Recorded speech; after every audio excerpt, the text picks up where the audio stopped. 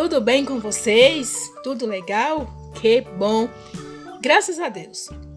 Hoje é terça-feira, 1º de setembro de 2020 e estamos iniciando a nossa aula. Hoje trabalharemos com as disciplinas de matemática e história.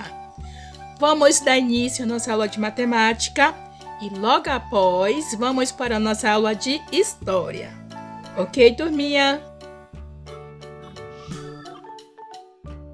Pronto, turminha. Vamos para a nossa aula de matemática. Hoje iremos estudar frações. Vamos ver como surgiu a fração. A fração surgiu no Egito Antigo por volta do ano 3000 a.C. Eles utilizavam cordas para medir os terrenos, só que surgiu um probleminha. Nem sempre as medidas cabiam inteiras nos lados do terreno. Daí que criaram o sistema de frações. Pronto, turminha. Já sabemos quando surgiu a fração.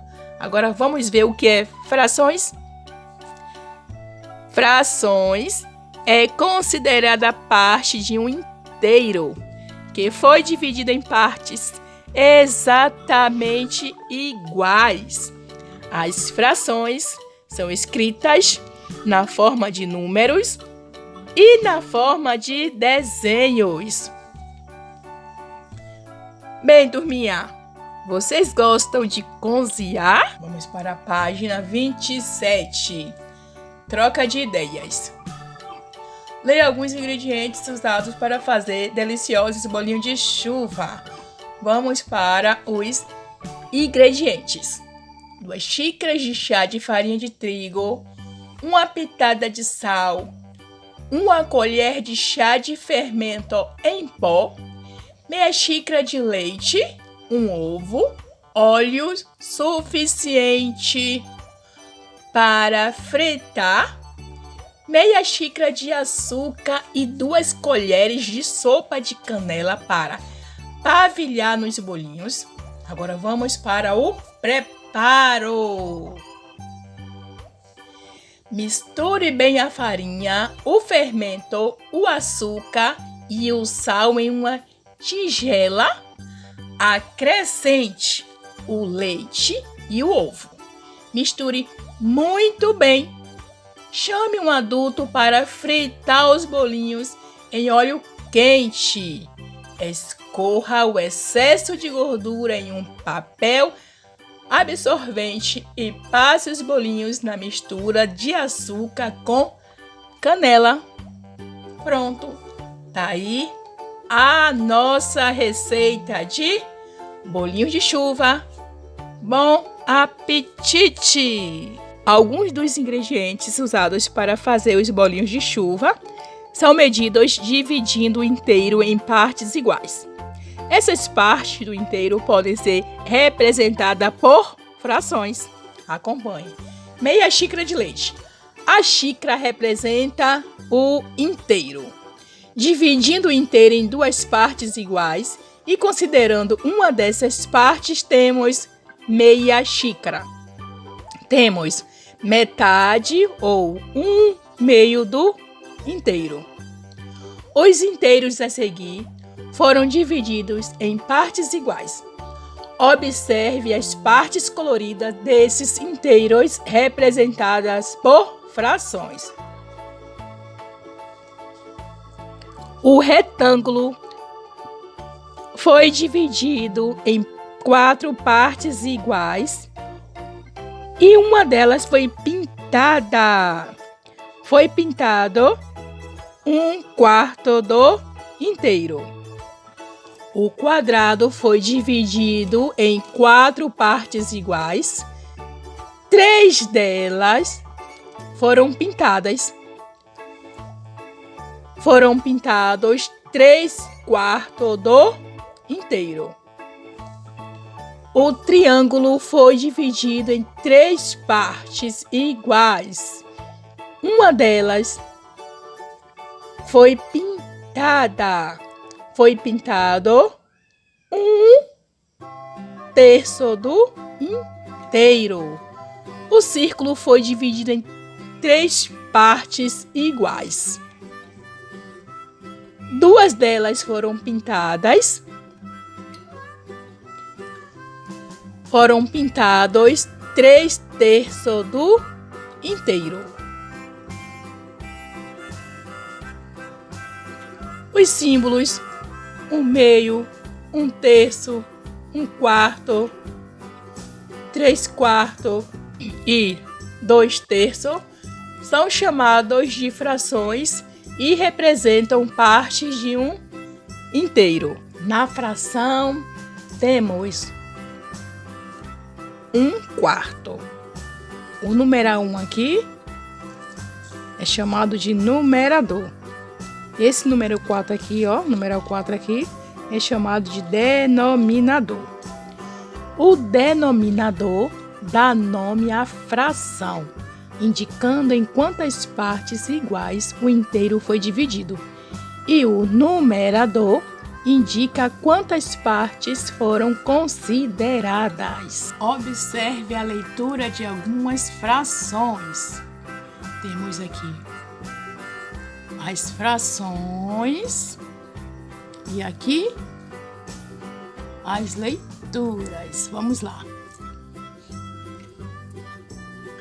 1/2, 1/3, 1/4, 4/5, 2/3 e 3/4. Pronto, turminha. Nas páginas 29 a 31, vocês têm atividades para executá-las, ok? E na próxima aula, a prova vai estar fazendo a correção dessas atividades.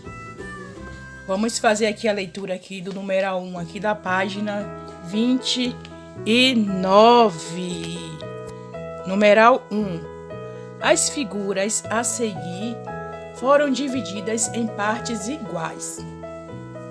Escreva a fração e a leitura representada pela parte colorida de cada figura. Numeral 2, da página 30. Pinte nas figuras a seguir as frações indicadas. 2/4, 5/6, 1/7 e 7/8. Numeral 3. Escreva a fração que representa a parte colorida de cada figura. Qual das frações acima representa a maior parte do inteiro? A metade do inteiro. Numeral 4. Observe como o aluno do 4º ano representou a fração 5/6. Esse aluno representou a fração de forma correta? Vamos para a página 31. Numeral 5.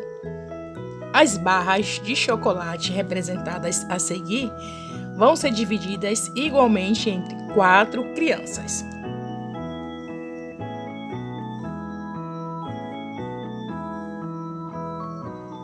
Letra A. Em quantos pedaços iguais cada barra foi dividida? Letra B. Que fração de uma barra de chocolate cada criança vai receber? Numeral 6. Pinte as figuras abaixo para representar as frações dadas. Então, nós temos 7/7, 4/4, 6/6. Marque com um X o que essas frações representam.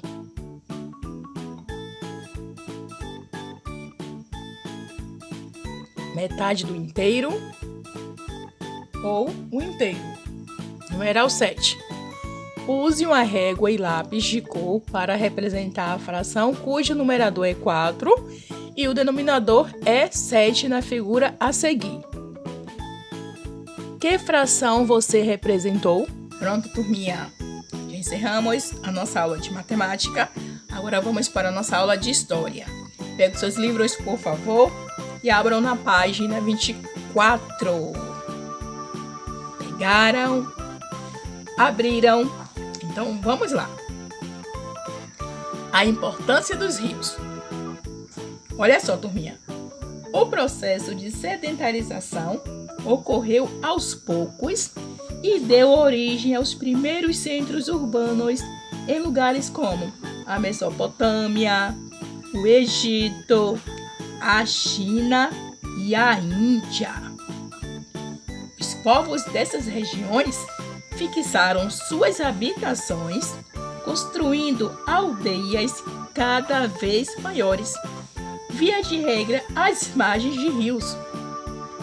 Tomamos o Egito Antigo como uma sociedade que exemplifica esse processo em que os recursos naturais foram bem aproveitados por meio de intervenção humana. Para tanto, os egípcios antigos precisaram observar e entender as dinâmicas naturais de cheia e baixa das águas do Rio Nilo. A vida em torno do Rio Nilo. Os povos mesopotâmicos, indianos e chineses se desenvolveram perto de rios.